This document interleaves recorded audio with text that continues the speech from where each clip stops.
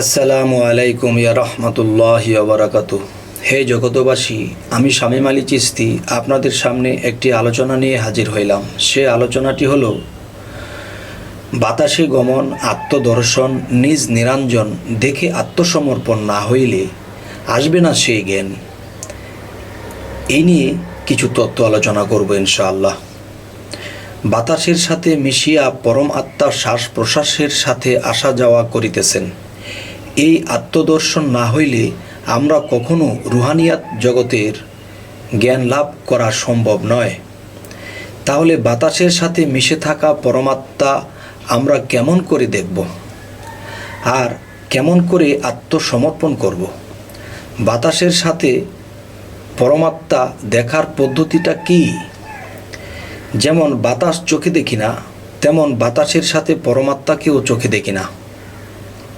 চোখে দেখার মতো কৌশল জানি না। প্রকাশ্যে মানব ছবি, গুপ্ত নিরঞ্জন। যেমন আমি যদি আমাকে দেখিতে চাই তাহলে আয়নার প্রয়োজন। শুধু আয়না হলেই হবে না, আয়নার পিছনে পায়রাও লাগবে। আমি আমার নিরঞ্জনকে দেখতে হলে আয়নাটি কি? আয়নাটি হলো একজন কামেল মুর্শিদ, এবং এই মুর্শিদ নামের আয়নাটির পিছনে পায়রাটি কি? মুর্শিদ আমার বাস্তবে সামনে থাকলেও আমি যেমন মুর্শিদের চেহারা মোবারকের দিকে প্রেমের নজরে তাকাইয়া থাকি, ঠিক তেমন করে চলাফেরা, কথা বা খাওয়া দাওয়ার সর্বসময় মনে রাখব যে আমার মুর্শিদ আমার চোখের সামনেই আছে আর আমি যেন দেখতে পাচ্ছি। কখনো কখনো নিজ মুর্শিদকে ভাবিয়া ভাবিয়া চোখে পানি আসিতে থাকে এবং জিকিরে শরীর কাঁপতে থাকে। এই হালতে যখন একটি মানুষ থাকতে থাকে এবং সাধনার সাথে থাকতে থাকে, দেখা যায় ঘরে বাহিরে অভাব অনটন দেখা যায় এবং মানুষ তাহাকে ভণ্ড বলে অপবাদ দিয়ে কথা বলতে থাকে, আর এই ব্যক্তি এই সমস্ত কিছুই সইতে থাকে।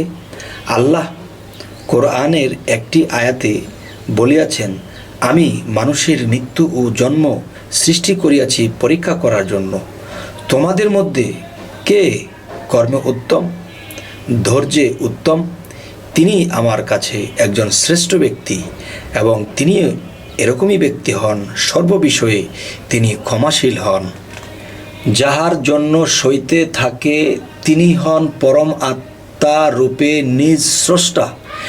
এই নিজ স্রষ্টা আসিয়া যখন সামনে দাঁড়াইলেন, তখন অনেকে প্রথমেতে ভয় পাইয়া যায়, কারণ কেগো সে দেখতে তো হুবহুব স্রষ্টা চেতনোক্ত ভক্ত হলে, যে আমারই স্রষ্টা চেতনোক্ত ভক্ত হলে করে আত্মসমর্পণ এবং ধরে বসে সেই চরণ।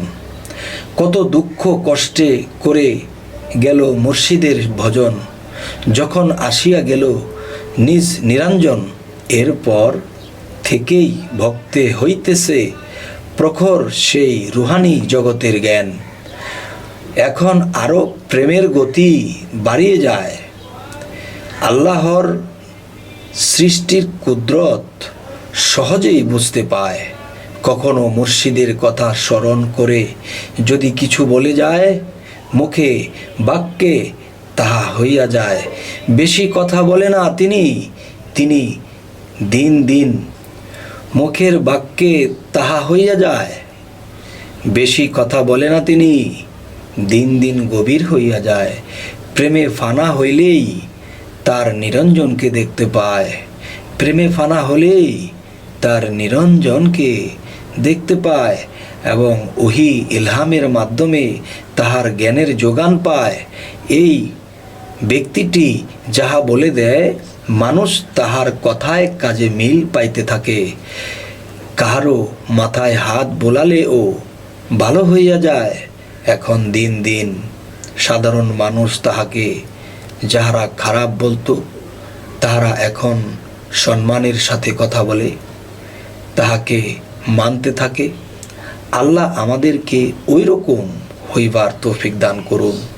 হে জগতবাসী, আজকের যে আলোচনাটি যদি কোনো মোটামুটি কোনো জ্ঞানী লোকও যদি এই কথাগুলো খেয়াল করে এবং এরকম ত্যাগী হইতে পারে, তাহলে তিনি অবশ্যই আল্লাহ পর্যন্ত পৌঁছে যাবে। তো আজ এই কথাগুলো বলে রাখছি, সকলেই ভালো থাকবেন। আমাদের এই চ্যানেলটি যদি ভালো লাগে তাহলে সাবস্ক্রাইব করুন, আমাদের বাকি ভিডিওগুলো পেয়ে যাবেন, এই জন্য অনুরোধ করা হলো। তো সকলেই ভালো থাকবেন। আল্লাহ হাফেজ।